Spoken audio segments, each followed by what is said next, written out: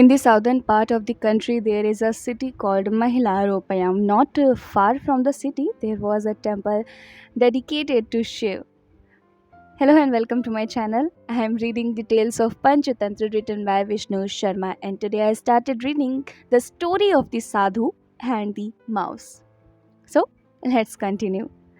A sadhu by the name of Tamrachud used to live in this temple. Every day he would go into the city for alms, and in this way he supported himself. When the sadhu had finished his evening meals, he would put what was left over in a begging bowl and hang it up.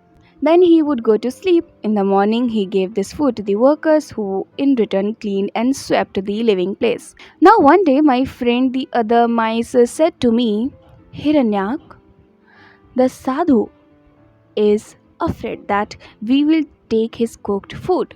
So he puts it in a packing bowl and hangs it up on a peg so that we cannot reach it. But you are so good at jumping that you can reach the pole very easily. Why should we have to go to the bother of searching for food elsewhere when, with your help, we can enjoy what is here? And so I agreed to the plan, and we crept to the place together and found the begging bowl hanging there. I reached it without any difficulty and threw some food down to my friend standing below. Then I had my share. Afterwards, we all crept back to our homes. In this way, we enjoyed the food night after night. When the sadhu noticed that his food was being stolen, he hung his begging bowl still higher. However, the minute he went to sleep, somehow or other, I reached the begging bowl and we did as usual. Finally, he thought of a plan to put a stop to my mischief. When he was wide awake, he would beat the begging bowl with a split bamboo stick to frighten me off. The minute he went to sleep, I would try to reach the food as usual, but somehow or other he would wake up and hit the begging bowl again. I would run away as fast as I could, but come back again after some time. In this way, we would spend the entire night fighting. One day, a sannyasi by the name of Brihadsphingha, who was on a pilgrimage, came to the temple to see his friend Tamrashur. The sadhu welcomed him with open arms and was very hospitable towards him. Before they finally went to bed, they talked about religion. But as the sadhu was thinking of us mice, he kept hitting out at the begging bowl with a split bamboo stick. He was not attentive to the sannyasi, and so he gave only abstract and absent minded replies. Suddenly, the sannyasi said angrily, Tamashur, it is now clear to me that you are no true friend of mine. You are giving me vague and abstract replies. Now that you have a temple of your own, you have become proud. You have forgotten our old friendship and the love you had for me. For such behavior, you deserve to go to hell. They say a householder should welcome a guest with the following words: Please take a seat and make yourself comfortable. You have visited me after many days.